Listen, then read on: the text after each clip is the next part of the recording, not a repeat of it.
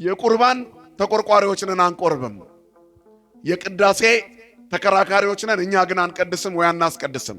የሚያብራራ በስቷል፣ የሚብራራ ህይወት ግን ጠፍቷል። የሚናገር ብዙ ነው፣ የሚተረጉም ግን አንሷል። ክርስትና በህይወት ሲተረጉም ነው ደስ የሚል። በድንገተኛ አደጋ በአሳዛኝ ሁኔታ የምንወዳቸውን አተን ይሆናል። ንብረታችን ወድሞብን ይሆናል። ቤት ንብረታችን ሁሉ ወድሞብን ወይንም ፈርሶብን ሊሆን ይችላል። ይሄ በእኛ ላይ ብቻ የደረሰ አይደለም፣ ሌላም ሰው ደርሶበት ያውቃል። መከራ አስቸግሮን ይሆናል። ያልተመከረ መከራ ያልደረሰበት የለም። የበቁ አባቶች እንኳን በዚህ ተፈተነዋል። በሰው ሁሉ ከሚሆነው በቀር አልተፈተናችሁም። አዲስ ፈተና አልመጣም። በምድር ላይ አዲስ ፈተና የለም። ስለዚህ ይላል ከሚቻላችሁ መጠን ይልቅ እንድትፈተኑ የማይወድ አምላካችሁ ታማኝ ነው፣ ላያስችል አይሰጥ ነው መልእክቱ። ምግባችን እርሱ ነው። ስለ ምግብ አነውቱ ውስተ ሕይወት ዘወረደም ሰማያት፣ ከሰማያት የወረደ የሕይወት እንጀራ እኔ ነኝ። ዘበላ ሥጋዬ ወሰቴ ደሜ በሕይወት ዘላለም። ሥጋዬን የበላ አለ ደሜን የጠጣ ወሰቴ ደሜ በሕይወት ዘላለም፣ ደሜንም የጠጣ የዘላለም ሕይወት አለው። መብልና መጠጣችን ክርስቶስ ነው፣ ስሙ የተመሰገነ። ፎሎወር ያጣ የሚዲያ ሰው የተረሳ ሁሉ እንዲታወስ ብቅ ብሎ ኦርቶዶክስን መስደብ ይጀምራል። እኛም መልስ እንሰጣለን ብለን እናፈምሰዋለን። ሲያጋድሉ የነበሩ ክፋት ሲዘሩ የነበሩ ሰዎች በቅርብ ዓመታት ውስጥ እንኳን ዞር ዞር አላሉም ከፊታችን። ወሶ በገባ ኃጣይ ክዋለ ሶር ስላጣኋቸው እግዚአብሔር ይሰራል። በቀልና ፍርድ እሱ ነው ስሙ ሞልቶልን የምንኖረው ሁሉ ነገር የተሳካልን የጎደለብን መስሎን ነው እንጂ እግዚአብሔር ከኛ ጋር ስላለ ነው። በጉድለት ውስጥ ሙላት፣ በማጣት ውስጥ ማግኘት፣ በመታረዝ ውስጥ መልበስ፣ ባለመብራት ውስጥ መጥገብ፣ ባለመጠጣት ውስጥ መርካት ማን ስላለ ይሞላል።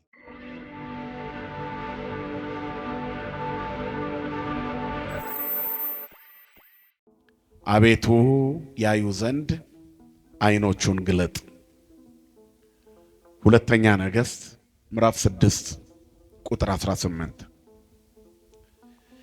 በዚህ ዓለም ላይ ባለው አሁን ወቅታዊ ነባራዊ ሁኔታ መንፈሳዊ ቁመናዎች ሲገመገሙ የሰው ልጆች ወደ ሥጋ ከማተኮራቸው የተነሳ የእግዚአብሔር ምሕረት ርቆ እምነት ድራማ፣ መንፈሳዊ እንቅስቃሴም የሥጋ ስሜት ሆኖ የሚታይበት ወቅት ላይ ነው ያለነው። አገልግሎቶቻችን ለኑፋቄ የተጋለጡ ናቸው። በአሉታዊ ቃላት ለምን ጀመርክ እንደማትሉኝ ተስፋ አደርጋለሁ።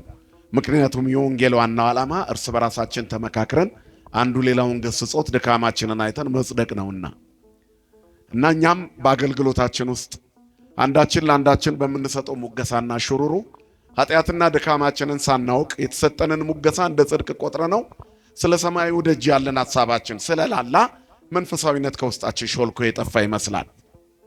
በዚህ ምክንያት ምድሪቱ በብዙ ዓለምን ወደ አንድ መንደር በሚያመጡ ቴክኖሎጂዎች የተሞላች ብትሆንም እንኳን ቅብብሎሹ ክፉ ክፉን እንጂ ደግ ደጉን መሆን ካቋረጠ ቆይቷል። ከደግ ሰዎችም አፍ መስማት የሚገባንን ወይንም ክህነት ካላቸውና ከመምህራን አፍ ልንሰማ የሚገባውም ደርቆብናል። በዚህ ዘመን መንፈሳውያን ሰዎች ማህበራዊ ሚዲያ ላይ ቆመው በስመ ሥላሴ ካማተቡ በኋላ የሰይጣንን ሥራ እስከ መጨረሻ ሲሰሩ ውለው ሲሳደቡ፣ ሲራገሙ፣ ክፍፍሎሽና ዘረኝነት ሲናገሩ ውለው መጨረሻ ላይ የሰማነውን በልቦናችን ያሳድርብን ብለው መክደን ከጀመሩ ቆይተዋል። በዚህ ምክንያት እንደ ድፎ ዳቦ የተጠበሰና ያረረ ሰብዕና በዝቷል። ከላይ እሳት ከታች እሳት ነው። እናም እሳቱ ደግሞ በደንብ ኮንትሮል አልተደረገም። ኃጢአት ባለበት ዓለም ውስጥ መነካካት የማይቀር ቢሆንም ድካምን እያሰቡ ማራገፍ ጥሩ ነው። ወፍጮ ቤት የገባ ሰው መቼም እህል ሊያስፈጭ ግባ እንጂ ሲመለስ እንዳለ ራሱን ሳይጠብቅ ሳይታጠብ ወደ መኝታው አይሄድም። ምክንያቱም ከዛ በፀጉሩና በሰውነቱ የያዘውን ልብስ በልብሱ ላይ የያዘውን ዱቄት ወደ አልጋው ላይ ሊበትነው ነው ማለት ነው። ያለው አማራጭ ማራገፍ ነው። የከሰል ጉድጓድ ውስጥ የገባ ነጭ ልባሽ ሳይነካው ሊወጣ አይችልም በተአምር ካልሆነ በስተቀር አይደለም እንዴ? ስለዚህ በዚህ ዓለም ላይ ስንሆን እንነካካለን። ምክንያቱም ኃጢአተኞች ነን፣ እንበድላለን። ግን አበስኩ ገበርኩ የሚል ሰው ጠፋ ነው የኔ ዋናው መልእክት። አይኖቻችን ተገልጠው የላዩን የሚያስቡበት ልመና ተቋርጧል። ጸሎታችንም ከምድራዊነት አንጻር ነው። ሁሉ የሚናገር ሆኗል፣ ሁሉ የሚጮህ ሆኗል። ሩጫችንም ለሚጠፋ መብል ነው የምንሰራው። የዚህ ሳምንት ወንጌል ላይ እንደውም የሚነግረን ምንድነው የሚለን? ብል ነቀዝ በሚያበላሸው ሌባ በሚሰርቀው መዝገብን ለእናንተ አታከማችሁ፣ ምድራዊ መዝገብን በሰማይ መዝገብን አዘጋጁ። ዝግቡ ለክሙ መዝገበ ዘበሰማያት፣ አበጻጼ እያማስነው ወይ ይረክቦ ሰራቄ ዘበላይሉ ሀልዩ ዋባሎ ክርስቶስ። ቅዱስ ያሬድ ከወንጌል አንስቶ በዚህ በቅዱስ ሁለተኛ ሳምንት የነገረን ምክር ይሄ ነው። ብልና ነቀዝ በማያበላሸው ሌባ በማይሰርቀው መዝገብ አስቀምጡ ነው። እንኳን እኛ መዝገብ ልናስቀምጥ እኛም እየተሰረቅን ነው ያለ ነው። በነጠላ የተሸፈነ ጥቀርሻ በውስጣችን አለ። የቁርባን ተቆርቋሪዎች ነን አንቆርብም። የቅዳሴ ተከራካሪዎች ነን እኛ ግን አንቀድስም ወይ አናስቀድስም። የሚያብራራ በስቷል፣ የሚብራራ ሕይወት ግን ጠፍቷል። የሚናገር ብዙ ነው፣ የሚተረጉም ግን አንሷል። ክርስትና በሕይወት ሲተረጎም ነው ደስ የሚለው። ለዚህ ነው ዓመት ሙሉ ቅዳሴው አይቋረጥም፣ ዓመቱን ሙሉ ስብሐተ እግዚአብሔር አይቋረጥም። እንዲያው ከዚያች ከሕማማት በስተቀር 360ውን ቀናት ቤተክርስቲያን ትቀድሳለች። ማህሌቱም በየበዓላቱ ተቋርጦ አያውቅም። በየገዳማቱ የሰዓታትና አባ ጊዮርጊስ ዘጋስጫ ያን የመሰለ ድንቅ ቃለ እግዚአብሔር ይዘንባል። እነዚህ ሁሉ ግን ለሀገሪቱ ሰላምን አላመጡም። በኑሯችንም ውስጥ አንድ እርምጃ አላራመዱም። ክርስትና በሰማይ የሚያመጣውን ጽድቅ በምድር በረከቱን ማሳየት አለበት። አይደለም እንዴ? በነገራችን ላይ የምድርን በረከት መለመን ኃጢአት አይደለም እኮ። እመሰ ፈቀድክሙ ወሰማይክሙኒ በረከተ ምድር ትበልዑ ነው የሚለው ኢሳይያስ። እሺ ብትሉኝ ለኔም ብትታዘዙ ብትሰሙኝ የምድርን በረከት ትበላላችሁ ይላል። የሰማዩ በረከት መነሻው በምድር ነው። የምድሩ ቅምሻ ነው። ዋናው ማዕድ ያለው በሰማይ ነው። ሀገራችን በሰማይ ነው። የት ነው ሀገራችን? ሰማይ ነው። በምድር ላይ ግን በበረከቱ እንኖራለን፣ በጥላው እንኖራለን። እግዚአብሔር ሳያጎድልብን እኛ ግን ከቅፉ ከጎደልን ቆይተናል። ምድራዊ በረከት ማለት ስለሚበላ እንጀራ ብቻ አይምሰላችሁ። በምድር ላይ ደዌ ሲያስጨንቀን በጸበል ተጠምቀን እንድን የለ? እምነቱን ተቀብተን እንፈወስ የለ? አልትራሳውንድና ኤክስሬይ ፈልጎ ያጣውን በሽታ አንድ ኩባያ የኪዳነ ምሕረት ጸበል ጠርጎ ያወጣው የለ? ሚሊዮን ብር የሚጠይቀው የኩላሊት ፌለሪቲ በአንድ ብርጭቆ ጸበል ተበጥብጦ በሚጠጣ እምነት ተመልሶ ይበቅል የለ? የፈረሰ ጉበት ይጠገን የለ? ይሄ ሁሉ የምድር በረከት ነው። ከሞት የሚቀራል እንዴ? የለም። እግዚአብሔር በጸበሉ የሚደረገውን ፈውስ የምድር በረከት ነው አለ። በጥምቀት የሚገኘው ልጅነት ግን ለሰማያዊ ጸጋ ራስን ማዘጋጀት ነው አለ። የምስጢራት መግቢያ በሩን ካለፍን በኋላ ለጽድቅ ራሳችንን እያዘጋጀን ስንኖር በዚህ ዓለም ላይ እንነካካለን። ከዛ ደዌ ይዘናል። የኃጢአት ሊሆን ይችላል ደዌው፣ የመቅሰፍት ሊሆን ይችላል። በሚይዘን ደዌ፣ በሚደርስብን ፈተና፣ በሚደርስብን መከራ ውስጥ ሁሉ እግዚአብሔር ከኛ ጋር እንዲሆን ክርስቲያኖች በጸሎት የሚተጉ መሆን አለባቸው። እናንተ ጋር ስደርስ ወፈርኩኝ መሰለኝ። እዚህ ላይ ስቆም ንፋሱ ገብቶ ነው መሰለኝ ቁልፉን አጣሁት። መድኃኔዓለም ከሁላችን ጋር ይሁን። መጽሐፍ ወገባችሁ የታጠቀ መብራታችሁ ምን ይላል? የበራ ይሁን ይላል። ቅኖቱ ሀቂክሙ የነፍስ ቀበቷችንን አያላላብን መድኃኔዓለም። ስለዚህ ክርስቲያኖች በእያንዳንዱ እንቅስቃሴያቸው ውስጥ የሰማዩን ማሰብ አለባቸው። የእግዚአብሔርን ጸጋ ማየት አለባቸው። ቸርነቱን ማሰብ አለባቸው። ጥበቃውን፣ ረድኤቱን ማሰብ አለባቸው። ቅድስናውን ማሰብ አለባቸው። በሱ እጅ ተደግፈው እንደ መኖር ያለ በረከት የለም። ስለዚህ ክንዱ ይደግፈናል። በብዙ ጥያቄ ውስጥ ነው ያለ ነው። በነገራችን ላይ በዓለም ውስጥ እግዚአብሔር የማያስፈልገው ፍጥረት የለም። የዓለማችን አንደኛ ጀግናም ቢሆን ለጉልበቱ ማን ያስፈልገዋል? የዓለማችን አንደኛ ሐኪም ፈዋሽ እንኳ ቢሆን ለሱ ማን ያስፈልገዋል? እግዚአብሔር። ሐኪሞች ይታመማሉ፣ ጀግኖች ይደክማሉ፣ ጎበዞችም ይፈራሉ፣ ደፋሮችም ይንቀጠቀጣሉ። በሁሉም ነገር ውስጥ ድካም ይፈጠራል። ስለዚህ የሚያበረታ ማን ነው? የማይደክም ብርቱ፣ የማይሸነፍ ኃያል፣ ሁልጊዜ አምላክ፣ የሁልጊዜ ልዑል፣ የሁልጊዜ ንጉሥ ማን ብቻ ነው? ክብርና ምስጋና ለስሙ ይሁን። ስለዚህ እግዚአብሔር ነው ኃይላችን፣ ክብር እግዚአብሔር ነው። ክርስቲያኖች የላዩን ማሰብ አለባቸው። ያ ካልሆነ በሕይወት ፈተና፣ በኑሮ ትግል ውስጥ ድንገት እንደነብራለን። ሰው ለምን የሚደነግጥ ይመስላቸዋል? ከእግዚአብሔር ጋር ከኖርን ሐኪም ፊት የሚነገረን መርዶ አያስደነግጠንም። ብዙ ሰዎች ጤነኛ ሆነው ኖረው ድንገት በተደረገ ምርመራ ሐኪም አሞሃል፣ ህመሙ ከባድ ነው ብሎ ሲነግራቸው ልክ ላይሆን ይችላል ሐኪሙ። የዛን ቀን መሞት ይጀምራሉ እና በሽታ ውስጣቸው ሳይኖር ድንጋጤ ሁሉ በዛው የሚያስቀራቸው ሰዎች አሉ። በምድር ከመታመን እግዚአብሔር ይሰውረን። ይሄ ሁሉ ህይወት እዚህ ላይ እንደሚያከትም ማሰብ ነው ትልቁ ኪሳራ። ህይወታችን በምድር ላይ ያከትማል፣ ከዚህ በኋላ ህይወት የለንም ብለን የምናስብ ከሆነ እውነት ነው፣ ምድራዊ ሐኪም ያስፈራናል። የጤና ጣቢያው ሪፖርት ያስፈራናል።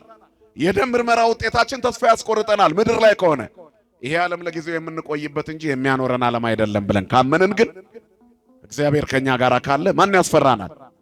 ንገሩኝ፣ ማን ያስፈራናል? እመኒ ሆርኩም አይከለ ጽላሎተ ሞት ይፈርሆ ለእኩ ይስማ አንተ መስለየ። በሞት ጥላ መካከል እንኳን ቢሄድ አንተ ከኔ ጋር ነህና ክፉን አልፈራም አለ መዝሙረኛ። በሞት መካከል ቢሄድ ጉድጓዴ የተማሰ ቢሆን ታሪክህ አልቋል እንኳን ቢባል ተሻግሬ ከማን ጋር እኖራለሁ? ካንተ ጋር እኖራለሁ። እመኒ ሀየውነ ለእግዚአብሔር ነሐዩ ወእመኒ ሞትነ ለእግዚአብሔር እንመውት። ብንኖር ለእግዚአብሔር እንኖራለን፣ ብንሞትም ለማን እንሞታለን? ስለዚህ ለኛ ስለ ክርስቶስ ሞትም ሕይወትም ምንድነው? ጥቅም ነው ሐዋርያው እንዳለው። ስለዚህ እመኒ ሀየውነ ወእመኒ ሞትነ ለእግዚአብሔር ነህና። ስለዚህም አለ ብንኖርም ብንሞትም እኛ የእግዚአብሔር ነን።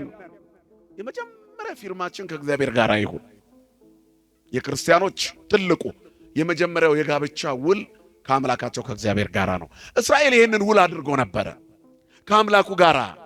ትዳር የሚለው ቃል የአንድ ቤት ውስጥ ኑሮ ብቻ አድርጋችሁ የባልና ሚስት አታስቡ። የሰውና የእግዚአብሔር ሕይወት ትስስር ነው። ቃል ኪዳን ነው።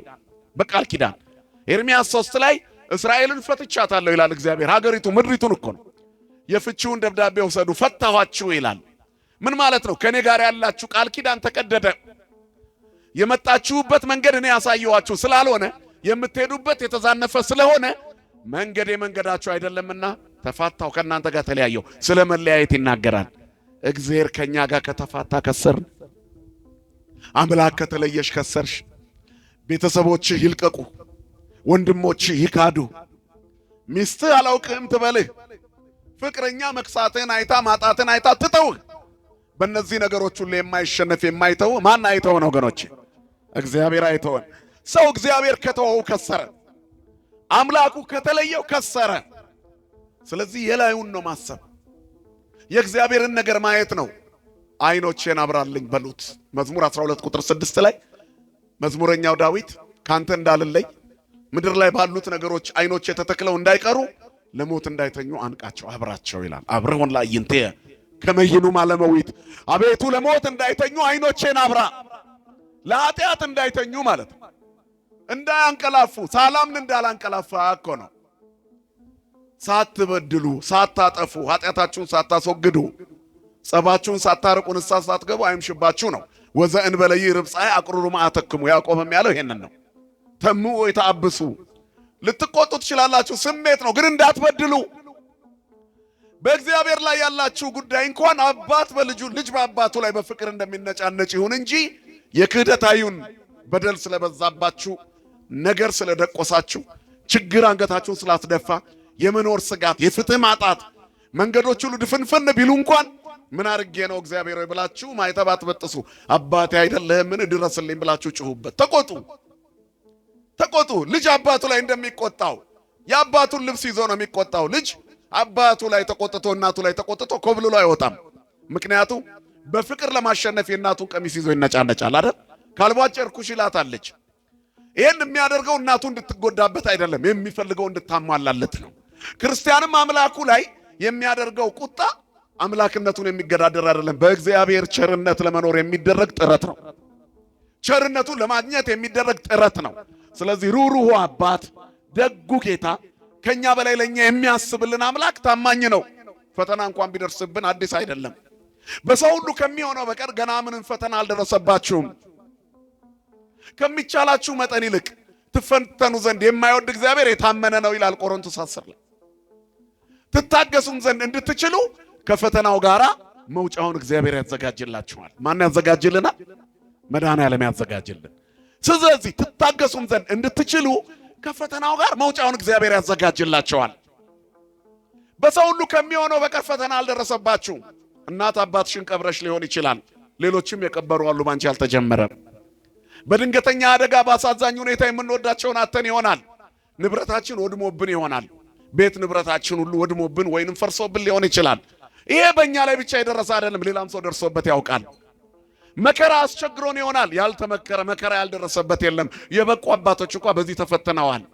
በሰው ሁሉ ከሚሆነው በቀር አልተፈተናችሁም። አዲስ ፈተና አልመጣም። በምድር ላይ አዲስ ፈተና የለም። ስለዚህ ይላል ከሚቻላችሁ መጠን ይልቅ እንድትፈተኑ የማይወድ አምላካችሁ ታማኝ ነው፣ ላያስችል አይሰጥ ነው መልእክቱ። በአጭር ቃሉ ይሄ ነው። ያስችላል። ስለዚህ ቻሉት፣ ያልፋል። ምክንያቱም ትንንሽ ነገሮች ማጣት ትልቁን ቸርነት እንዳናይ አይናችን እንዳይከርንብን ግለጡት አይናችሁን። አቤቱ ለሞት እንዳይተኙ አይኖችን አብራቸው። አጣው ብለው እንዳይነጫነጩ ከፍቅርህ እንዳይለዩ ለሆዳቸው ብሎ ማይተባቸውን እንዳይበጥሱ። ራበኝ ብዬ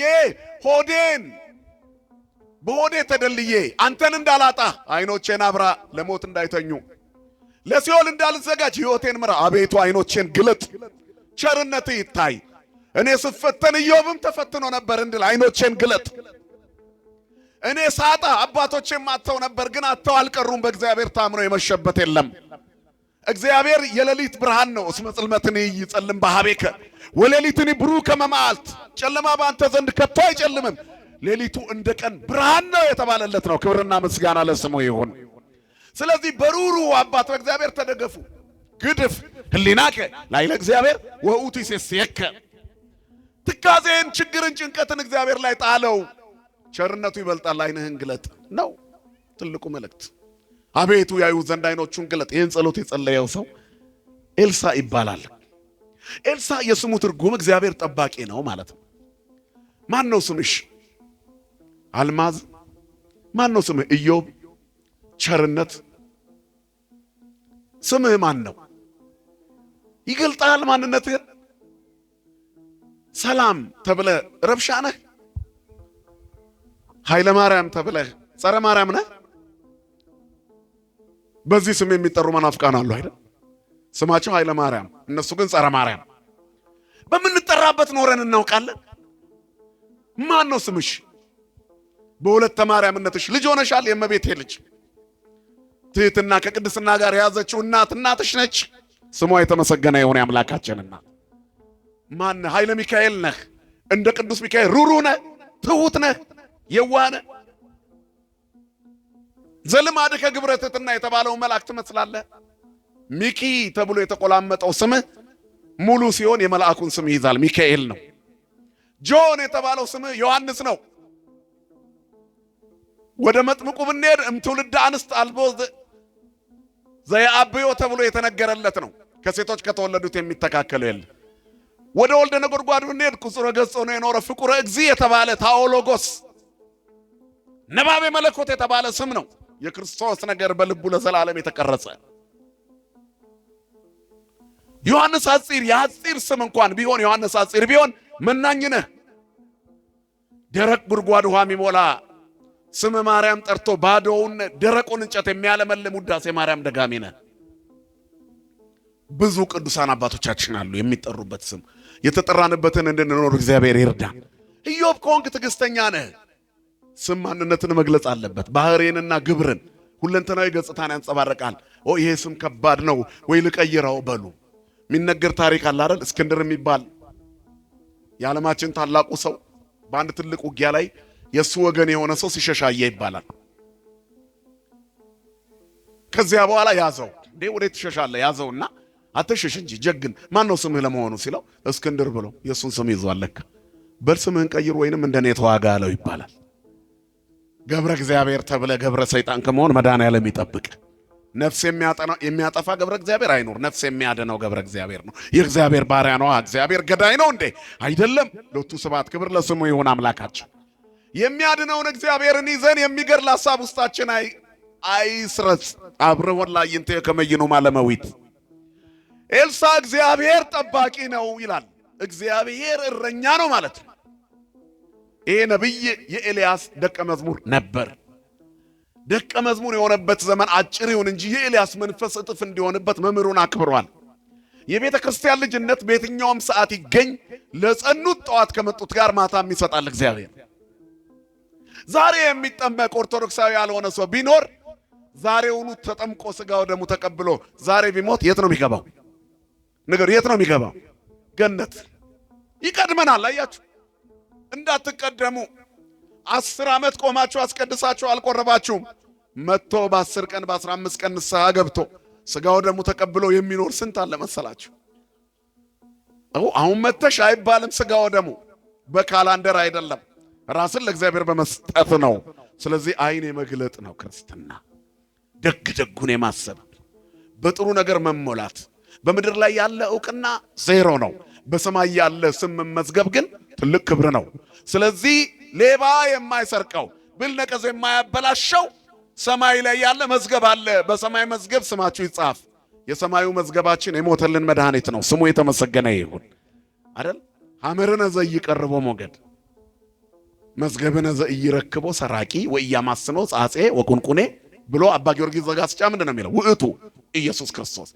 ሞገድ የማይቀርበው መርከባችን፣ ሌባ የማይሰርቀው ብል ነቀዝ የማያበላሸው መዝገባችን ማን ነው? ክርስቶስ ኢየሱስ ነው። ስሙ የተመሰገነ ይሁን። ፀሐይ ጽድቅ አርያማዊ ዘበንጽ መርአዊ የተባለ በአርያም ያለ የጽድቅ ፀሐይ የንጽህና ሙሽራ በደሙ ቤተክርስቲያንን ቀድሶ የሞሸራት ራሷ የሆነ በውስጧ እኛ ልጆቹ የሱ አካል እንድንሆን ራስ የሆነልን እርሱ ነው። ስሙ የተመሰገነ ይሁን። ታዲያ እናውቀዋለን፣ እርሱ ያውቀናል። ድሃ ብንሆን ያውቀናል። ያስቀመጠውን የማይረሳ እግዚአብሔር ሰገነት ብንቀመጥ ዋሻ ውስጥ ብንወድቅ ያውቀናል። አናብስት ጉድጓድ ውስጥ ብንወድቅ ያውቀናል። የዓሣ ሆድ ውስጥ የወደቀውን ዮናስን አልረሳውም። የአናብስት ጉድጓድ ውስጥ የወደቀውን ዳንኤልን አልረሳውም። እሳት ውስጥ የተወረወሩ 3 ደቂቅን አልረሳም። እግዚአብሔር አይረሳም። ስሙ የተመሰገነ ይሁን። ስለዚህ ዓለም ምንም አጠቅመንም። አይናችሁን ግለጡና መንፈሳዊውን አስቡት። እሱ መንግስቱ ጽድቆ መንግስቱንና ጽድቁን ፈልጉ ቅድሚያ ወዝሰ ኩሎ ይትወሰክለክሙ ሌላው ይጨመርላቸዋል። የብዙዎቻችን ጸሎት አሁን እዚህ ጋር ምንድነው የምንፈልገው? እስቲ ንገሩኝ። ኪዳነ ምሕረት ምንድነው እየለመናት ያለ ነው? ስራ ያጣን ስራ እንድናገኝ፣ ቤት ያጣን ቤት፣ ኪራያችን፣ እነዚህ ትርፍ ናቸው። እንዴትም ይሁን እንዴት እኛ እንሰጋለን እንጂ ምድር ላይ እንድንመጣ ያደረገን እግዚአብሔር እንድንኖር ይፈቅዳል። እሱ የከፈተውን ጉሮሮ ሳይዘጋ ያድርም። ከኛ በላይ ለኛ ማን ያስብልናል? በቃ ከእግዚአብሔር እጅ በታች ራሳችሁን አዋርዱ። እርሱ ስለእናንተ ያስባል። እርሱ ከፍ እንዲያደርጋችሁ በጊዜው ከኃይለኛው በታች ራሳችሁን አዋርዱ። ቸርነቱን እዩ፣ በረከቱን እዩ። ያኔ እግዚአብሔር ከኛ በላይ ለኛ ያስባል። በየትኛውም ሰዓት ብንመጣ ይጠብቀናል። ኤልሳ መጨረሻ ላይ መጥቶ የተቀባ ነብይ ነው። ነብይ እግዚአብሔር ኤልያስ እግዚአብሔር ከፍ ያደርጋል ነው ስሙ። እግዚአብሔር ከፍ ያድርገን ሁላችንን። ብቻዬን ቀርቻለሁ ሲል በል ሂድና ነብዩን ኤልሳዕን ቅባ አለው። ሂድና ቅባው። ኤልሳዕን ሊቀባው ሄደ። በሱ ፋንታ እንዲተካ መጎናጸፊያ ጣለበት ነው የሚለው መጽሐፉ የሚነግረን። አንደኛ ነገሥት 19 ቁጥር 16 ላይ ነው ሂድ ቅባው ተብሎ የተነገረለት። ሄዶ ቀባው። መጎናጸፊያውን ሲጥልበት ኤልሳዕ 12 ጥማድ በሬ ያርስ ነበር። ባለጸጋ ነበር። አያችሁ፣ በዛን ጊዜ የዛ ዘመን ያለው የሀብት መጠን ይሄ ነው። በ12 ጥማድ የሚታረሰው መሬት ምን ያህል ሰፊ እንደሆነ አስቡት። ጎበዝ ገበሬ ነበር፣ ጠንካራ፣ እግዚአብሔር በሰጠው ዝናብ የሚያበቅል በወዙ ሚኖር ጥሮ ግሮ በወዙ ይበላ። ከዚያ መጎናጸፊያ ሲያርፍበት ምን ሆነ? ተለወጠ ይላል። ከዛ ስጋዊነቱን በሙሉ ረሳ፣ በሬዎቹን ረሳ። እንደው ቤተሰቦቼን ልሰናበት አለው። እኔ ምን አልኩ? እንደፈለክ አለው። ከጥማዶቹ አንዱን ጥማድ እሱ የሚያርስበትን 2ቱን አረዳቸውና በበሬዎቹ ዕቃ መልሶ ቀቀላቸውና አብልቶ ደግሶ በሉ መሬቱም እርሻውም ያውላችሁ ብሎ ትቶ 10ን ጥማድ ትቶላቸው 11ን ጥማድ ትቶላቸው 12ኛውን ብቻ አርዶ ትቶት መሬቱን ትቶ ተከተለ። በቃ በእግዚአብሔር መንፈስ መዳሰስ የሥጋን ያስረሳል። አሁን እዚህ ስትቀመጡ የላዩን አስቡ። ከሞት በኋላ ያለውን ሕይወት እዚህ ዓለም ላይ ቢበሉ ቢጠጡ ያው እኮ ነው። ብናገኝ ያው ነው። እንድናገኝ የለፋንለት ስናገኘው ያስጠላናል፣ ወይንም ደግሞ እንከለከለዋለን። በልጅነታችን ጣፋጩን እንመኝ ነበር። ከፍ ስንል ተው ነው። ለምን ተው ነው? ለኑሯችን አደገኛ ስለሆነ አይደል?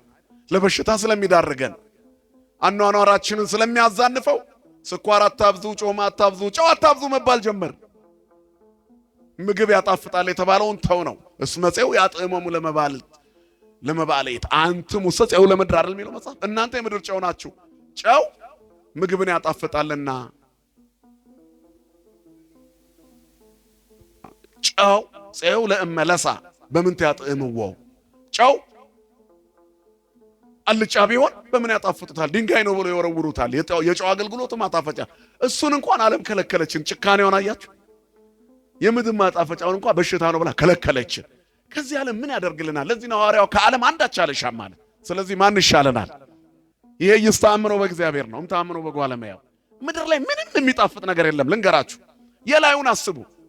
አቤቱ አይኖቹን ግለጥ አለ። እውነት ነው። እግዚአብሔር አይኖቻችንን ይግለጥልን። አሁን አይኑን የጨፈነ ሰው በስቷል። ኃጢአት የሚያስብ ስሜታዊ በስቷል። ወንድሙን የሚሸጥ ነፍስ የሚያጠፋ በሬሳ ላይ ተራምዶ የሚዘርፍ ሰው በስቷል። ወንድሙን የሚያስገድል በስቷል። የሚያፈናቅል በስቷል። በዘር የሚቧደን በስቷል። በሰው ነፍስ የሚሸቅጥ በስቷል።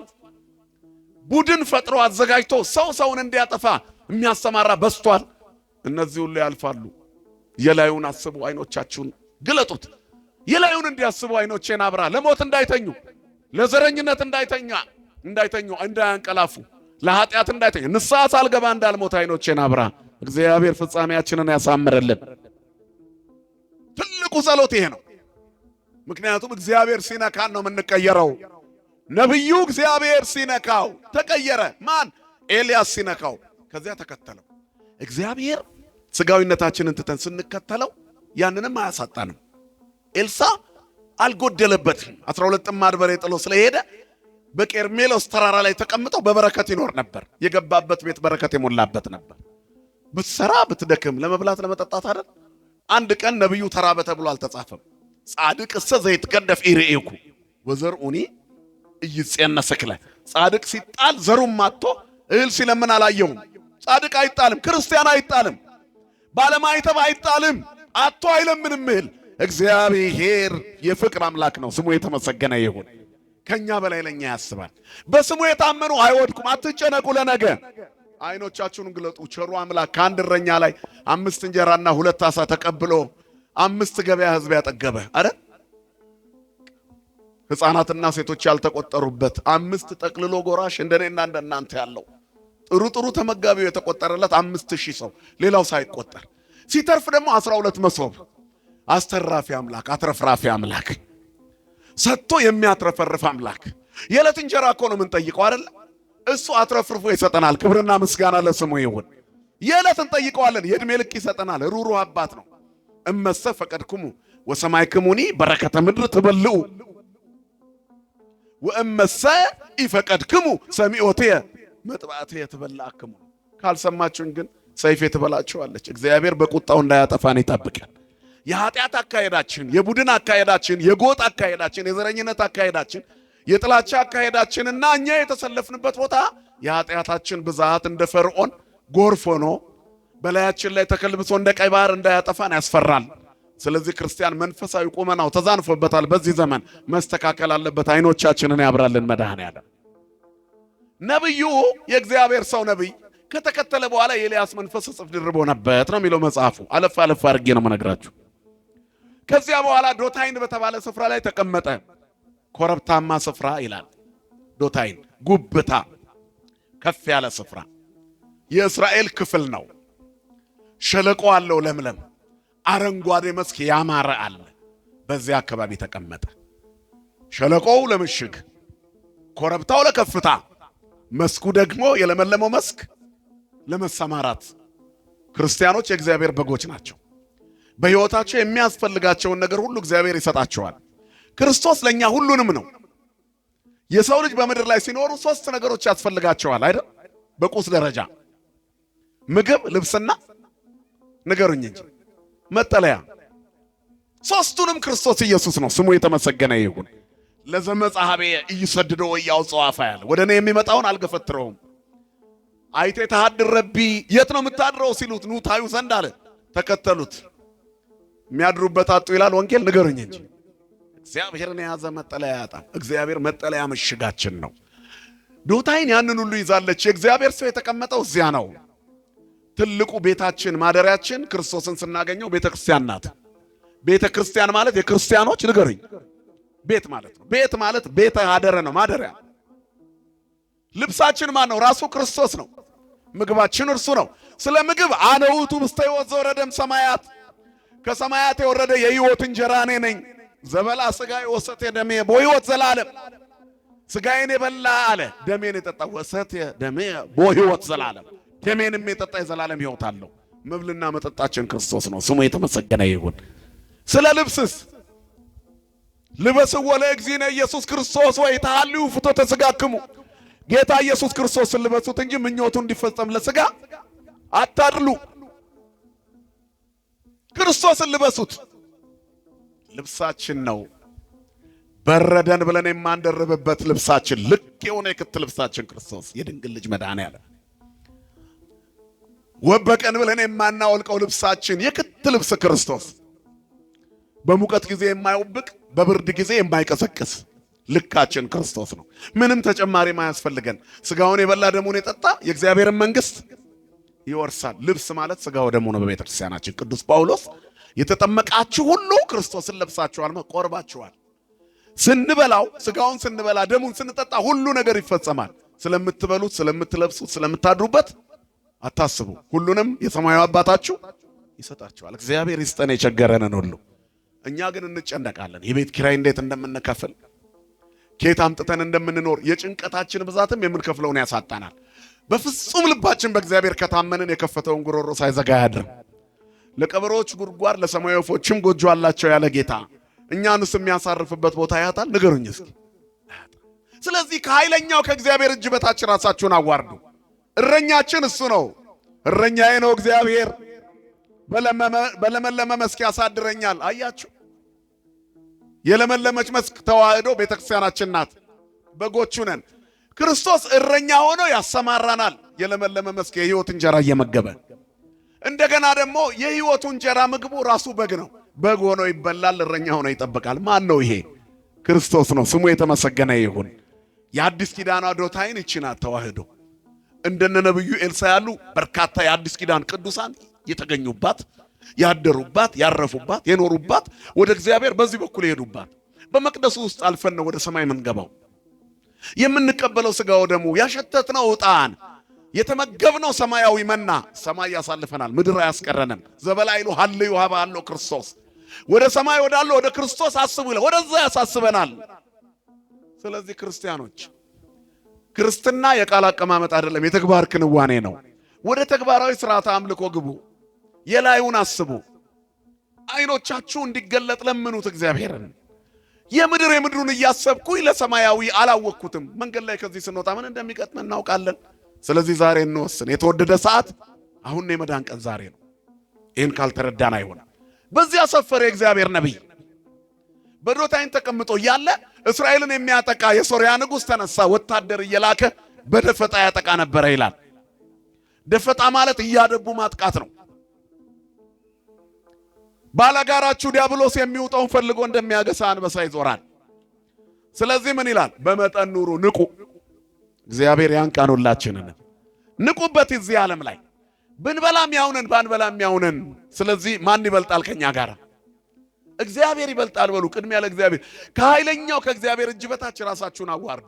እርሱ ስለ እናንተ ያስባል። የሚያስጨንቃችሁን ጣሉት። ጠላት ግን ምን አድርጓል? አድብቷል። ምቹ ጊዜ እየጠበቀ የሶርያ ንጉሥ ሰራዊት ልኮ አድብተው በእስራኤል ምድር ላይ አድብተው ንጉሡ የሚመላለሱበት መንገድ ላይ ሊገርሉት ይጠብቁታል።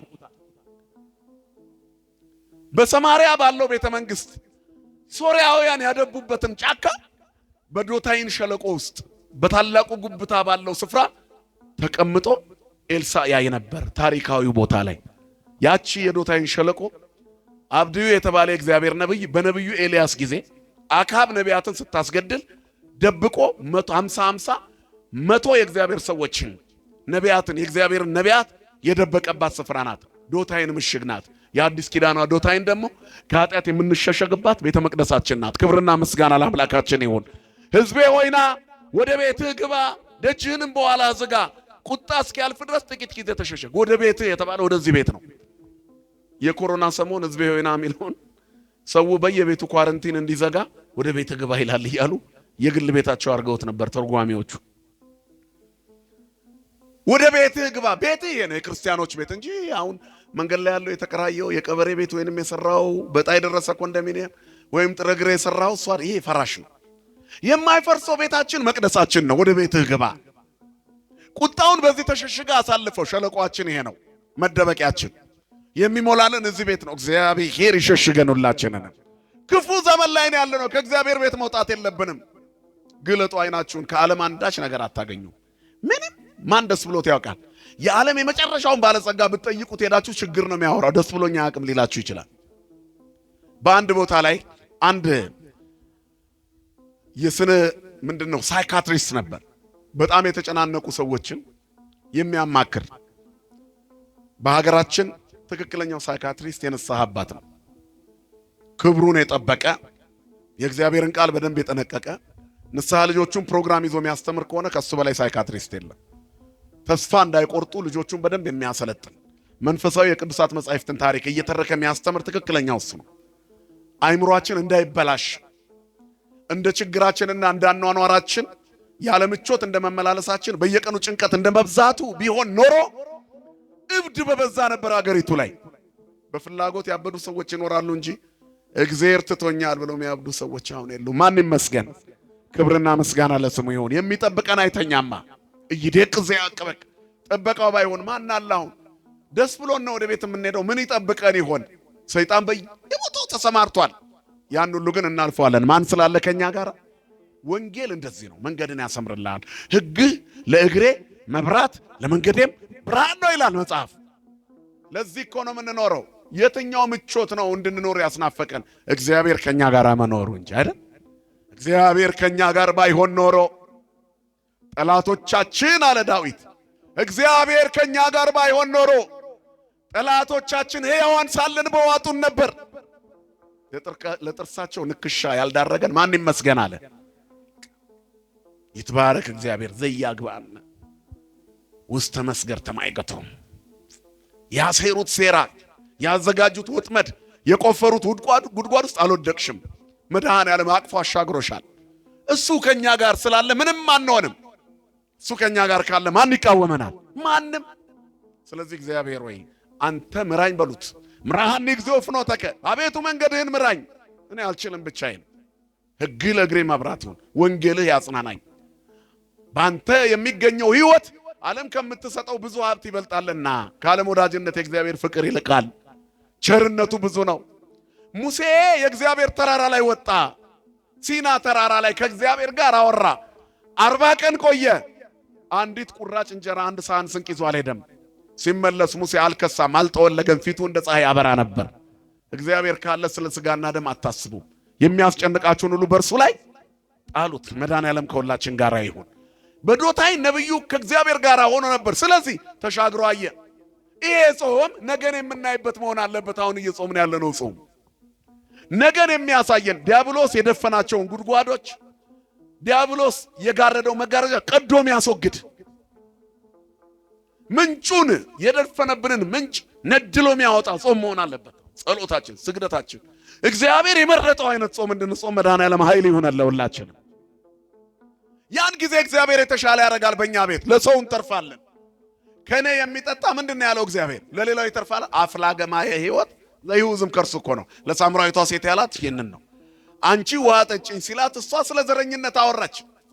የሚለምንሽን አላወቅሽም፣ የሚለምንሽን ብታቂው ትለምኚው ነበር። ከዚህ የሚጠጡ ሁሉ ይሞታሉ፣ እኔ ከምሰጠው የሚጠጣ ግን የሕይወት ውሃ ምንጭ ከሆዱ ይፈልቃል። ከእግዚአብሔር ስትጠጪ ከሆድሽ ይፈልቅ፣ ለሌላው ትተርፊያለሽ። መንገድ የጠፋባቸውን ታሳያለህ። በምስኪን ጉሮሮ በደግነት ታስቀምጣለህ። በመስጠትህ እንደማትከስር ይገባሃል። መስጠት ከማግኘት እንደሆነ እንረዳለን። ጭካኔ ይወገዳል፣ ፍቅር ይሰርጻል በውስጣችን። ፍቅር ክርስቶስ እኛ ውስጥ ከገባ በቃ ሰይጣን ቦታ አይኖረውም። ወኢታቡ ወፍኖተ ለሰይጣን፣ ለዲያብሎስ ዕድል ፈንታ አትስጡት፣ ለክፉ ነገር ቦታ አትስጡት። በበጎ ነገር የተሞላችሁ ሁኑ። ዓለም በክፉ ነገር የተሞላች ናት። ይህንን ዓለም ተዋት። ሐዋርያው እንዳለው ከዓለም ምንም አልፈልግም፣ እግዚአብሔር ይበቃኛል። ማን ይበቃናል? እግዚአብሔር ስሙ የተመሰገነ ይሁን። እሱ የቤታችን ጉልላት ይሁን፣ ራስ ይሁን እግዚአብሔር። አባወራው እሱ ይሁን። የሙሉ ቤተሰብ መሪ ማን ይሁን? የመንገዳችን መሪ ማን ይሁን? በስራችን ውስጥ ከኛ ጋር ማን ይሁን? በትግላችን ውስጥ ማን ይሁን ከኛ ጋር? ፈተናው ቢበዛ ማን ይሁን ከኛ ጋር? በቃ ከዮናስ ጋር በአሳ ሆድ ውስጥ የሆነ፣ ከዮሴፍ ጋር ተሰዶ የታሰረ፣ ከሰለስቱ ደቂቅ ጋር እሳት ውስጥ የገባ፣ በሁሉ መንገድ ውስጥ ከዳንኤል ጋር የአናብስት ጉድጓድ ውስጥ የተጣለ እግዚአብሔር ብንታመም አብሮን ይተኛል። ዮሐንስ አፈወርቅ ምንድን ነው ያለው? እግዚአብሔርን የት አገኘዋለሁ ብለህ አታስብ፣ ከተራበው ጋር ታገኘዋለህ። የተራበውን ስታበላ እሱ እዛ አለ። ጠያቂ ያጣውን በሽተኛ ሆስፒታል ተኝቶ ሄደ ስትጠይቀው እሱን እዛ ተኝቶ ታገኘዋለህ። በድሃው ላይ ታገኘዋለህ። ሰው ባጣው ላይ ሰው ሆኖ ታገኘዋለህ። ለዛ ሰው ስታደርግ ለሱ አደረክ ማለት ነው። ለነዚህ ከታናናሾቹ መካከል ለአንዱ የምታደርጉት ለኔ እንዳደረጋችሁት ነው። ምን ማለት ነው? የተራበውን ስታበሉት እኔን አበላችሁኝ። የተጠማውን ስታጠጡት እኔን አጠጣችሁኝ፣ ስትገፉትስ እኔን ገፋችሁኝ። የምዕመናን ስደቱ መከራቸው መከራ የሆነ ክርስቶስ አይደል? ሳውል በኋላ ስሙ ቅዱስ ጳውሎስ አሳዳጅ እያለ ሲያሳድድ ጌታ ምንድን ነው ያለው? መጥቶ ሳውል ሳውል ስለምን የት አግኝቶት አሳደውታል? አላገኘውም አይደል? አየህ አንተ ምስኪኑን ስታሳደድ እግዚአብሔር ሚል ይሄንን ነው። ፍርድ ቤት ክላሰር ይዘሽ ስትሄጂ ጭቁኑን ምስኪኑን ሰው ትንሽ አለኝ ዘመድ አለኝ ብለሽ ለመግፋት ስትሄጂ በተንኮል ስታሚ እኔና ያማሽ ለምን ታሳድጅኛለሽ ይልሻል ክርስቶስ። የላዩን አስቡ፣ አይኖቻችሁን ግለጡ። እግዚአብሔር አይኖቻችንን ይግለጥልን። ስለዚህ ዲያብሎስ ማድባቱ አይቀርም፣ ግን ጠባቂያችን ማን ነው? እይደቅ ዘያቅበክ የሚጠብቅህ አይተኛም። ሰይጣን እያደባ ጠላታችሁ የሚውጠውን ፈልጎ እንደሚያገሳ አንበሳ ይዞራል፣ ግን የሚጠብቅህ አይተኛም፣ የሚጠብቅሽ አይተኛም፣ አያንቀላፋም። ናሁ ይደቅሶ ይነጉም ዘያቅቦ ለእስራኤል እስራኤልን የሚጠብቅ አለ። እስራኤል የሚለው ቃል እስራኤል ዘሥጋ ነበር፣ አሁን እስራኤል ዘነፍስኛን ነው። ተዋህዶን የሚጠብቅ አይተኛም፣ አያንቀላፋም። ስንት መከራ አሳለፈች ኦርቶዶክሳዊት ተዋህዶ ቤተክርስቲያን። የገዛ ልጆቹ አንዳንዴ ነቀርሳ ይሆኑባታል፣ ኩፍኝ ይሆኑባታል፣ ካንሰር ይሆኑባታል። ይሄ ሁሉ እየተነቃቀለ ይወገዳል። ከውጪ ሌላ ድንጋይ ይወረወርባታል፣ እሷ ላይ ማያገሳ የለም። በቃ ፎሎወር ያጣ የሚዲያ ሰው የተረሳ ሁሉ እንዲታወስ ብቅ ብሎ ኦርቶዶክስን መስደብ ይጀምራል። እኛም መልስ እንሰጣለን ብለን እናፈምሰዋለን። መነሻ ሆናለች፣ እንደ ክሪክ ማንሻ ሆናለች፣ የወደቀውን ማንሻ ግን ቢነሱም ተመልሰው ይፈጠፈጣሉ። ርኢክዎ ለኃጥእ አብየ ወተለዓለ ከመ አርዘ ሊባኖስ ወሶበ ገባ ኃጣይክዎ። ክፉን አትከተሉት፣ ቆርጣችሁ ጣሉት። እግዚአብሔር ክፉን ከኛ ላይ ያስወግድልን።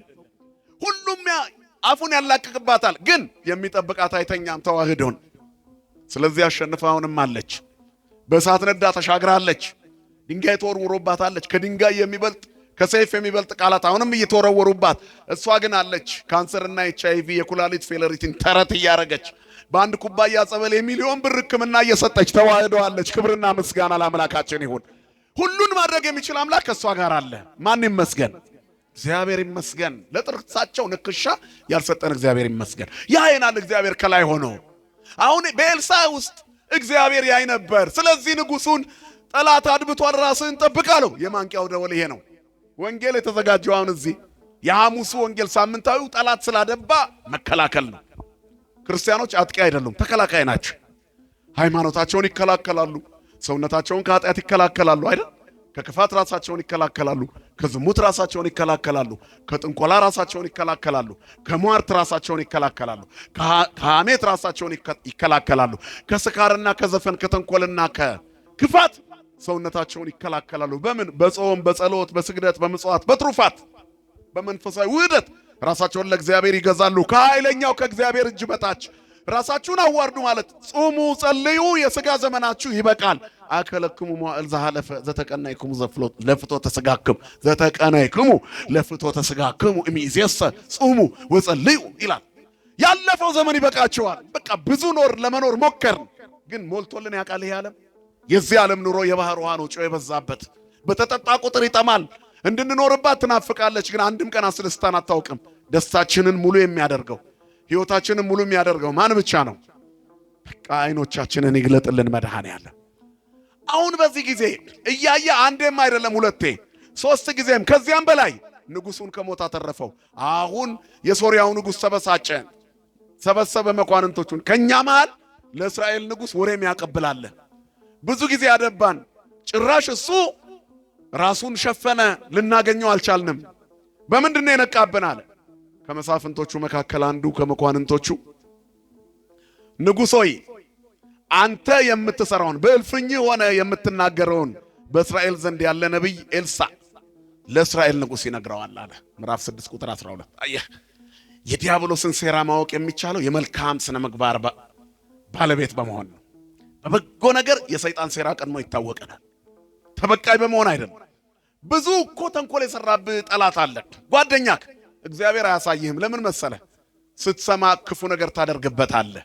ትዕግስተኛና በጎ ከሆንክ ግን ገና ሲነሳ ታየዋለህ። ወንድሜ ለምን እንዲህ ታደርጋለህ ትለዋለህ፣ ታተርፈዋለህ። አሁን ግን ልትገድለው ትሮጣለህ። አንተም ንጹህ አይደለህም። ስለዚህ በጓደኛ መካከል እየተነደፍክ አንተም በጓሮ እየነደፍክ ትኖራለህ። ተነዳድፎ ከመኖር መድኃኔዓለም ይጠብቀን።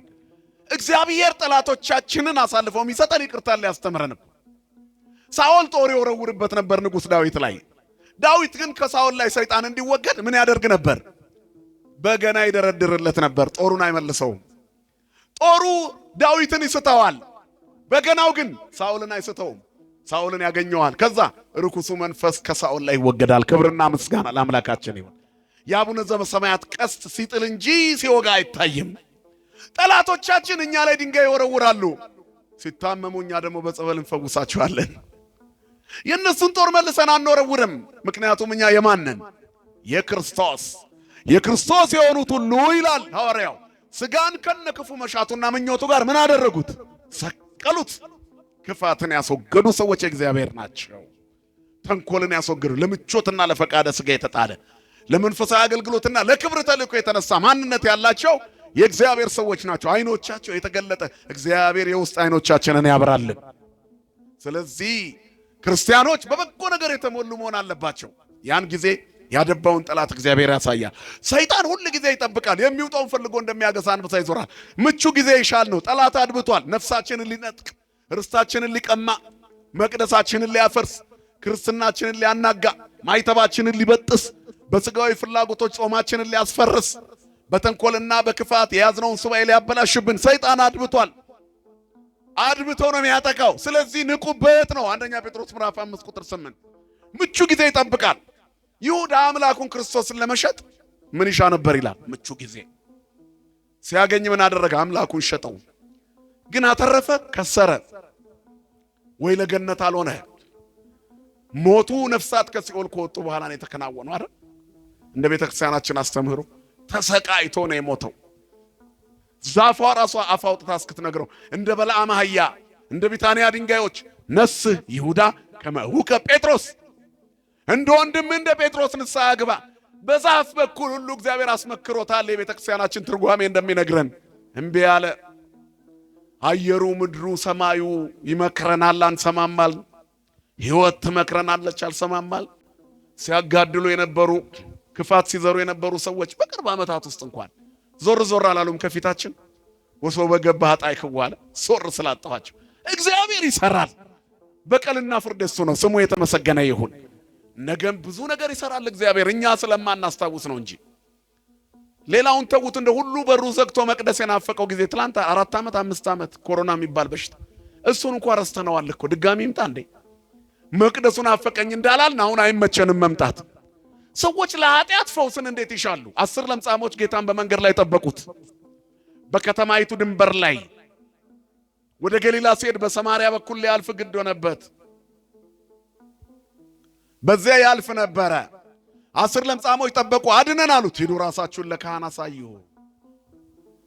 ዘፈታይክሙ በምድር ይኩን ፍትሐ በሰማያት ወዘአሰርክሙ በምድር ይኩን እስረ በሰማያት።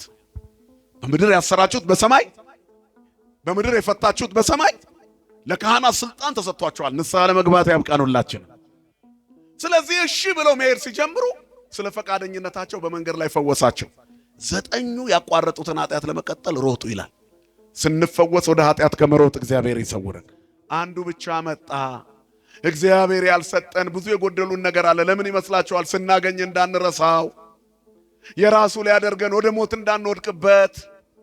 ልጅ የሚጎዳ ነገር ወደ አፌ ልክተት ቢል እናቱ አትፈቅድለትም። ጣፋጭ ነገር እንዲያበዛ አትፈቅድለትም። ጣፋጩ እንዳያልቅባት ሰስታ አይደለም፣ ልጇ እንዳይሞትባት ወዳ። እግዚአብሔር ደግሞ ከእናት በላይ ከአባት በላይ ነው። ክብርና ምስጋና ለስሙ ይሁን። የከለከለን ለኛ ነው፣ የሚሰጠንም መያዝ እስክንችል ነው። እጆቻችን ለመቀበል ዝግጁ ይሁኑ። እግዚአብሔር ሰጪ ነው። ያለ መንፈግ ለጋስ፣ ያለ መከልከል ሰጪ ነው።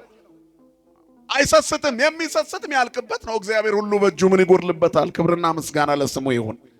ነገር ግን የኛ እጁን ፊት ነው ያፈሳል። የሚያፈስ እጅ ላይ አያስቀምጥም። እኛንም ይዞን ይጠፋላ። በልካችን ይገዛናል እግዚአብሔር። በፈቃዳችን ውስጥ ብንሆንም ነፃ ፈቃዳችንን ሳይነጥቅ ግን በልካችን እንዳንጠፋበት ቆጥቦ ጠብቆ ይሰጠናል። ሰስቶ አይደለም፣ እኛ እንዳንጠፋበት። ስለዚህ ጌታ ሆይ አንተን ከሚያሳጣኝ ነገር ጠብቀኝ ለማለት ያብቃል። አይን መግለጥ ይሄ ነው። ያየነውን ሁሉ ስጠኝ ከማለት ይልቅ ጌታ ሆይ ይሄ ለኔ የሚገባኝ ከሆነ ስጠኝ፣ ያንተ ፈቃድ ይሁን እንጂ የኔ ግን አይሁን ልብ ይስጠን መድኃኔዓለም።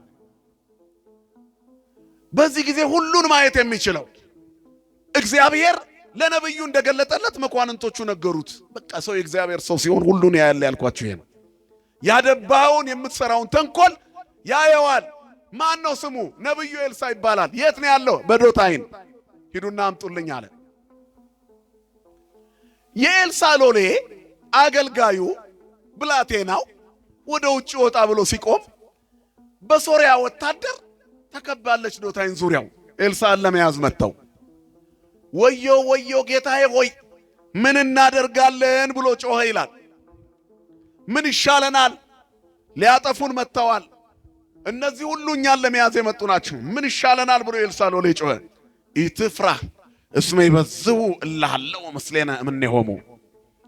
አትፍራ፣ በእኛ ዘንድ ያሉት በእነርሱ ዘንድ ካሉት ይበልጣሉና። ኢትፍራ እስመ ይበዝሑ እልሃለሁ ምስሌነ እምኔሆሙ። ከነሱ ይልቅ በእኛ ዘንድ ያሉት ይበዛሉ። በቃ ይሄንን በሉ። እልሃለሁ እስመ ይበዝሑ እልሃለሁ ምስሌነ እምኔሆሙ። ከነሱ ከአሳዳጆቻችን ይልቅ በእኛ ዘንድ ያለው ማን ይበልጣል? ከችግሮቻችን ይልቅ መፍትሄ የሆነው ማን ይበልጣል? ከረሃባችን ይልቅ የህይወት እንጀራ የሆነው ማን ይበልጣል? ከማጣታችን ይልቅ የበረከታችን ምንጭ ማን ይበልጣል? ዓለም ብታስረን መፈታታችን ኃይላችን የሆነ ማን ይበልጣል? ከደዌያችን ይልቅ መድኃኒት የሆነ ማን ይበልጣል? ለሰው የማይቻል ለማን ይቻላል? ክብርና ምስጋና ለስሙ ይሁን። አይኖቻችሁን ግለጡ። ይህንን ያየው ነብዩ ነው። ነብዩ አይቶ ነበር። ስለዚህ ከዛ ምን አለ? አቤቱ ያዩ ዘንድ አይኖቹን ግለጥ አለው። በእኛ ዘንድ ያሉት ይበልጣሉ። እኛ ዘንድ ያለው እግዚአብሔር ይበልጣል። ከዛም በኋላ እግዚአብሔር ይላል የነብዩን ሎሌ አይን ገለጠለት። የሎሌውም አይኖች ሲገለጡ እንደ ነብዩ ማየት ጀመረ። ድንግል ማርያም በአማላጅነቷ ያየችውን ታሳየን። የልጇን በረከት እንድናይ አይኖቻችንን ታብራለን። መጥምቀ መለኮት ቅዱስ ዮሐንስ አይኖቻችንን ያብራልን። አባቱ ዘካርያስ የኔና የናንተን አይን ያብራልን። ምክንያቱም እሱ ገብርኤልን አይቷልና ያየውን እንድናይ አይኖቻችን ይብራልን። እኔ በእግዚአብሔር ፊት የምቆመው ነው ያለውን መልአክ የምናይበት አይኖቻችን ይገለጥልን። መላእክቱ የእሳት ሰረገላዎች ሸራሮውን ሞልተው ነበር። ከነዛ ከሶሪያ ወታደሮች ይልቅ እጥፍ ድርብ የእሳት ሰረገሎችና ፈረሰኞች ምድሪቷን ሞልተዋል። ሰማያውያን ሰራዊት የእግዚአብሔር መላእክት በዙሪያው ቆመው ነበር። ማን ይመስገን? ክብርና ምስጋና ለአምላካችን ይሁን። እግዚአብሔር ይበልጣል። ወንድሜ ገብተህ የምትወጣው በአንተ ኃይል አይደለም። ጠባቂ እግዚአብሔር ካንተ ጋር ስለሆነ ነው። ሞልቶልን የምንኖረው ሁሉ ነገር የተሳካልን የጎደለብን መስሎን ነው እንጂ እግዚአብሔር ከኛ ጋር ስላለ ነው። በጉድለት ውስጥ ሙላት፣ በማጣት ውስጥ ማግኘት፣ በመታረዝ ውስጥ መልበስ፣ ባለመብራት ውስጥ መጥገብ፣ ባለመጠጣት ውስጥ መርካት ማን ስላለ ይሞላል። ሙሴ በላ የሚል የለም ግን ራበው የሚል አልተጻፈም። ከሳም አልተባለም። ጭራሽ ፊቱ እንደ ፀሐይ አበራ። እስራኤላውያን አዩት። ተገልበብለነ ሙሴ ተገልበብለነ። እነሱ በልተው ጠግበው ለጥጃ ይሰግዳሉ። እሱ ግን ከአምላኩ ጋር ሲነጋገር ቆየ። ሙሴ የምስክሩ ታቦት ያለበት ደብተራ ኦሪት ያቺ ኦሪቷ ድንኳን የመጀመሪያዋ መቅደስ ውስጥ ገብቶ ሲወጣ ፊቱን ይሸፍን ነበር፣ የፊቱ ቁርበት። ምክንያቱም ፊቱ እንደ ፀሐይ ስለሚያበራ እስራኤል ማየት ያቅታቸው ነበር። አያችሁ፣ የሙሴን ፊት ማየት አቃታቸው። ማን ነው የቅዱስ ገብርኤልን ፊት ማየት የሚችለው? በእግዚአብሔር ፊት የሚቆመው ነው። አነ ውእቱ ገብርኤል ዘእቀውም ቅድመ እግዚአብሔር። አያችሁ፣ ዘካርያስ ግን አየው ገብርኤልን። ንጽህና ያሳያል። እግዚአብሔር ንጹሃን ያደርገን። አይኖቻችን ሲገለጥ እናያለን። አይኖቹን ግለጥለት ይይ። ከዛ መላእክቱን አየ። እግዚአብሔር የገብርኤልን አማላጅነት እንድንሟገት አይደለም እንድናምን ያሳየን። ለሁላችንም የኤልሳዕን የነብዩን አማላጅነት ማየት እንድንችል እግዚአብሔር ኤልሳዕን ያሳየን። አይኖቹን ግለጥ። ሌላውን ተውት። እንደው ነቢያቱን እንኳን ባየን፣ ቅዱሳኑን ባየን እና ያለን እኮ አባታችን አባ ሕርያቆስ እኛ አየነው፣ ዳሰስነው፣ ከእርሱ ጋር በላን ጠጣን አለ ከክርስቶስ ጋር። እሱ በዘመነ ሊቃውንት የነበረ ሰው ነው። ለምን ይሄንን አለ? በእምነት አይን እግዚአብሔር ይታያል። በአይነ ልብ ልባችሁ በጸጋ ቢጸና እግዚአብሔርን ታዩታላችሁ። እግዚአብሔርን ያዩት እነ ኢሳይያስ ወዮልን ብለዋል። መረባቸውን በአሳ ይሞላላቸው እነ ጴጥሮስ ሂድ ከኔ ራቅ እኔ ኃጢአተኛ ነኝ ብለዋል አይደል? ህድገኒ እግዚኦ ወሁርም እኔ እስመ ብእሲ ኃጥአነ እኔ ኃጢአተኛ ነኝ ከኔ ራቅ ብለውታል። ሳይፈልጉት ቀርተው አይደለም፣ የባህሩን አሳ ያየ የሆዴን ክፋት አይቶ እንዳያጠፋኝ ብሎ ፈርተው ነው እኮ። በምን አቅማችን እናየዋለን? ቸርነቱን ለኛ ይግለጥልን መድኃኔዓለም። እኔና እናንተ ገና ብዙ ሙግት ውስጥ ነው ያለነው። አያችሁ፣ አይን የሚገልጥ እግዚአብሔር ሰው አለ። ኤልሳ አይኖቹን ግለጥ። ዛሬም ቅዱስ ገብርኤል አይናችን እንዲገለጥልን ያማልደን። ከዛ በኋላ እሱን እናያለን። እሱን የላከውን ማንን እናያለን? እግዚአብሔርን በቸርነቱ እናየዋለን፣ በረድኤቱ እናየዋለን፣ በበረከት እናየዋለን። አሁንም እኮ እያየነው ነው። በልጅሽ አላየሽው? ወልደሽ ስትስሚ ታየዋለሽ። በትዳርህ አላየኸው? በትንሽ በረከት ውስጥ ጠግበ በማደር ደስ ብሎ በማደር አላየኸው? አልመሰከርክም እንጂ አይተኸዋል። መኖራችን ተአምር እኮ ነው። ዓለም እንድንኖር አይፈቅድም። እናንተ ግን እግዚአብሔር ሩር ሆኖ ከዚህ የበለጠ ያሳየናል። ክብርና ምስጋና ለስሙ ይሁን። ስለዚህ በሰው ከመታመን በማን መታመን ይሻላል? በእግዚአብሔር። አይንህን ግለጥ። ምንድነው አይናችንን የሸፈነው? የኤልሳ ሎሌ እንዳያይ የከለከለው ምንድነው? ስጋዊነት። ባጭሩ ጾሙ የተሰራው ለመንፈሳዊነት ነው። የጠላቶቻችንን ደባ ብቻ አይተን እንዳንደነግጥ የጠባቂያችንንም ኃይል አይተን እንድንበረታ ነው። ጠላቶቻችን የሰሩብን ነው ይታወቃል። ቤተክርስቲያንን የሚሰድቡ ቅዱሳንን የሚያዋርዱ አንጀታችንን የሚልጡ ክፋት የሚናገሩ ሞልተዋል። በዚህ ሁሉ መካከል ቀጪው ማን አለ? እግዚአብሔር አለ። ስለዚህ አይኖቻችን ይባረክ ማየት እንድንችል። ሀበነ እግዚኦ አይንተ አእምሮ ወትረ ኪያከ ይርአያ።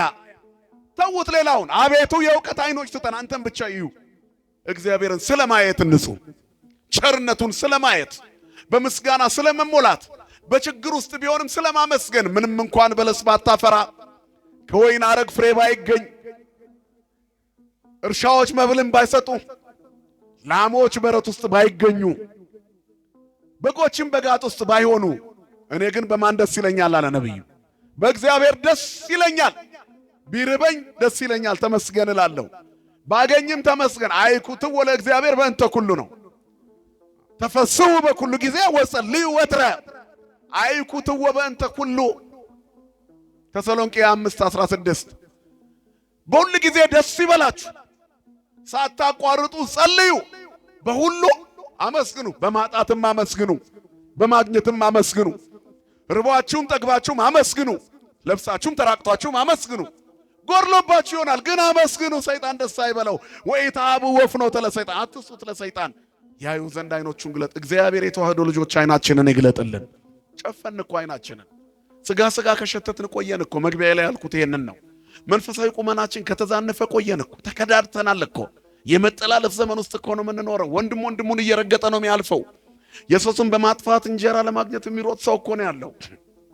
ማን ደስ ይለዋል? ዛሬ በዚህ አገልግሎት መምህር ጳውሎስ እያገለገላችሁ እዚህ ጋር ቆሟል። ፍጻሜውን ያሳምርለት ብላችሁ ጸልዩለት። እነዚህ ሁሉ ሚዲያዎች አሉን እያስተላለፉለት ነው። ጥቂትም ቢሆን እንጀራ ያገኛሉ። እነዚህ ሁሉ የዕለት እንጀራቸውን ያገኙበታል። አሁን በዚህ ስም፣ በዚህ ምስል፣ በዚህ ስብከት አይደል? እግዚአብሔር ይባርክላቸው። ወንጌሉንም ያስተላልፉበታል። ነገ ወደቀ ቢባል ሞቱ ላይ ዜና ሰርተውበት እንደገና አዋርደውት ይሰሩበታል። እናንተን አይደለም፣ ይቅርታ ምሳሌ ነው። መድኃኔዓለም ይጠብቃችሁ። ሰው ተሽጦ እንጀራ የሚበላበት ዘመን ላይ ነው ያለው። የታመመ ሰው ሞተ ብሎ ቪዲዮ ሰርተው ቪው የሚሰበስቡ ሰዎች አሉ። እግዚአብሔር ይማረው ብሎ ቢሰራ ብዙ ሰው ያየው። እኛም የመርዶ ናፋቂዎች ስለሆንን የሚሰራው ፖስተር በጣም የጮኸ ነው። ከሌን ገደለው ተገዳደሉ ሲባል ዘለን ጥልቅ። በምንድነው? በማጭር ነው? በገጀራ ነው? በምንድነው የገደለው? አገዳደል እንደ አድቬንቸር ፊልም መጥፎ ለማየት እየተዘጋጀ አቤቱ የሰላም አምላክ እግዚአብሔር ሲባል አሜን ትላለ። ለምን ውሸት? እስቲ ሞባይልህን ክፈተው። ሪኮመንድድ ፎር ዩ የሚልህ ቪዲዮ ምንህን ነው? ማዕመልህን ነው የሚነግርህ ወይ ዝሙቱን ነው የሚከፍትልህ? መጀመሪያ የሚታየው አመልህ ነው። ዩቲዩብ ፊት ለፊት ላይ ፍሮንት ላይ የሚለቅብህ ወይ የፖለቲካ ዜና ነው፣ ወይ የግድያ ነው፣ ወይ የዘረኝነት ሚዲያ ነው ምናምን። ቲክቶክንም ስትከፍተው ቀጥታ የሚያሳይ ሰርች ባሩ ላይ የሚያሳይ ማንነትህን ነው። የትኛው ላይ ነው ረጅም ሰዓት የምታሳልፈው? ከእግዚአብሔር ጋር ነው? ከሰይጣን ጋር? ከወንጌል ጋር ነው? ከወንጀል ጋር? ከዘረኝነት ጋር ነው? ከአንድነት ጋር? አይናችንን ይግለጥልን መድኃኔዓለም። አቤቱ ያዩ ዘንድ አይኖቹን ግለጥለት አለ። አቤት የጨፈነ ሰው በስቷል። በዚህን ጊዜ ነገሮች ሁሉ ተበለሻሽተዋል። ሰው በሰው ላይ ተንከባሎ ለማደር የሚፈልግበት፣ ጠልፎ ወንድሙን ገሎ በልቶ የሚያድር፣ ከዛስ በሽተኛ ሆኖ የሚቀር ሰው የሰው ደም ጠጥቶ እንዴት ጤነኛ ይሆናል? በላይ የሰብም ቤታችን ባደርስለት ምን ይውጣው ነበረ? አልቆለት ነበር። እኛ ለውዳሴ ማርያምም አልተዳረግንም። ፍቅሯን አልቀመስንም ጣዕሟን በልቦናችን ታሳድርብን ሲባል የለንም። ነውሩ ላይ ያለን። ኧረ እግዚአብሔር ይመልሰን ሁላችንን። ያዩ ዘንድ አይኖቹን ግለጥ አለው። መምህር ወዮ ምን እናደርጋለን? ኢትፍራ እስመ ይበዝሑ እልሃለሁ ምስሌነ እምኔሆሙ። ከኛ ጋር ያለው ከነርሱ ጋር ካሉት ይበልጣል። አቤቱ አይኖቹን ግለጥለት፣ የእምነት አይናችንን ይግለጥልን። ያልፋል እኮ ይሄ ጊዜ። አትጠላለፉ። ወንድም ወንድሙን አያሳድ። ክፉ ነገር ይቅር፣ የሰው ስም ማጥፋት ይቁም። ግድ የላችሁም። የወደቀውን አንሱት፣ መንገድ የጠፋበትን አሳዩት። ዛሬ የወደቀው ነገ እግዚአብሔር ያነሳዋል። ክርስቲያን የማይወድቅ አይደለም የማይጠፋ ነው። ቅዱስ ጳውሎስ ምንድነው ያለው? ቆሮንቶስ 6 ላይ ሁለተኛ ቆሮንቶስ እንወድቃለን እንጂ አንጠፋም። የሚጠብቀን ማን ስላለ? የማይተኛው ስላለ። ስለዚህ ይወድቃል። ሲወድቅ አትርገጡት። ወንድማችሁን ይነሳል። እመኒ ወደቁ ትነሳ ወእመኒ ሆርኩ ውስተ ጽልመት እግዚአብሔር ያበርልኝ። ብወድቅ እነሳለሁ፣ በጨለማ ብመላለስ እግዚአብሔር ያበራልኛል። የወደቁትን ያንሳልን መድኃኔዓለም። ስለዚህ አይኖቻችን ይገለጥ። ወንድሙን ማሳደድ ያቁም። የእግዚአብሔር ቸርነት ይገለጥ። መጠፋፋት ይቅር። የዘረኝነት ነገር ፖስት አታርጉ። ስለ አንድነት ጻፉ። ታገሱ። ሌላውንም ሃይማኖት አትንቀፉ። ጾማችን ሌሎች እንዲያጨበጭቡልን አይሁን። አንዳንድ ሚዲያዎች ላይ እናያለን። እነከሌ ሲጾሙ እንደዚህኛ ይሄ የእግዚአብሔር መንግስት አይወርስ። ክርስቲያን ራሱን የሚገስጽ ነው እንጂ እንደ እግር ኳስ ቡድን የኔ ይበልጣል ብሎ የሚፎካከር አይደለም። እኔ ደካማ ነኝ። አጋንንት እኮ ቢታዘዙላችሁ ታላላቅ ታምር እንኳን ብትሰሩ የማንጠቅም ባሪያዎች ነን በሉ። ቻልኩበት አትበሉ። የሚያስችላችሁ ከእናንተ ጋር የሚሰራ ማን ነው? እግዚአብሔር ነው። ማድረግንም በጎ ማድረግንም መፈለግንም በእናንተ የሚሰራ ማን ነው ይላል መጽሐፍ? እግዚአብሔር ነው። ክብሩን ለእግዚአብሔር ስጡት። የእድገትን ክብር ለእግዚአብሔር ስጥ። አይንን ስትገልጥ ቸርነቱን ታያለህ። አሁን ያን ሁሉ ድል ካደረገ በኋላ ሎሌው እኛ አደረግን አላለም። እነዛን ሁሉ ምርኮኞች ይላል ኤልሳ አይኖቻቸውን አጥፋ አለ። ኤልሳ ሊይዙት የመጡት ሰዎች አይኖቻቸው ጠፉ። በእስራት ሰረገላ፣ በሰማያውያን ፈረሰኞች፣ በእሳታውያን መላእክት የታጠሩት ኤልሳ ነብዩና ሎሌው ሊገድሏቸው የመጡትን የሶርያ ሰራዊት ኤልሳን ፈልጋችሁ ነው የመጣችሁት አላቸው። ራሱ ኤልሳ አዎ ኑ ልምራችሁ ብሎ አይነ ስውር አድርጎ እየመራ ቤተ መንግስት ወሰዳቸው። እዛ ሲደርስ ንጉሱ ሰራዊቱን አስከበበና አቤቱ ጌታ ሆይ አለ ኤልሳ፣ አይኖቻቸውን ግለጥ አለ። አይናቸው ሲገለጥ ቤተ መንግስት ግቢ ውስጥ ነው ያሉት። በእስራኤል ወታደር ተከበዋል። መሳሪያቸውን ጥለው ተማርከዋል። ታውረው ነበራ። ከዛ እናጥፋቸው አለ። ተው እግዚአብሔር የማረከልህን ቀርቶ አንተ እንኳን የማረከውን አትግደል፣ እንጀራ መግበሸኘው አለ። መጽሐፍ ጠላት ቢራባ ብለው ቢጠማ አጠጣው። ያን ጊዜ በራሱ ላይ ምን ታደርጋለህ? የእሳት ፍህም ትነሰንሳለህ አለ። ታቃጥለዋለህ ማለት መሰለህ? የሀፍረት ማቅ ታከናንበዋለህ። እገድልሃለሁ ብለህ በፍቅር ትገድለዋለህ። አንድ የሰንበት ትምህርት ቤት ወጣት ነበር። ይህን ታሪክ ተናግሬ ጨርሳለሁ። እግዚአብሔር ከሁላችን ጋር ይሁን። ሰንበት ትምህርት ቤት ያገለግላል። ቤተ መቅደስ ያስተናግዳል። መዝሙር ይዘምራል። ተራውን ጠብቆ በዓል ሲደርስ ጊዜውን ጠብቆ ደግሞ ይቆርባል።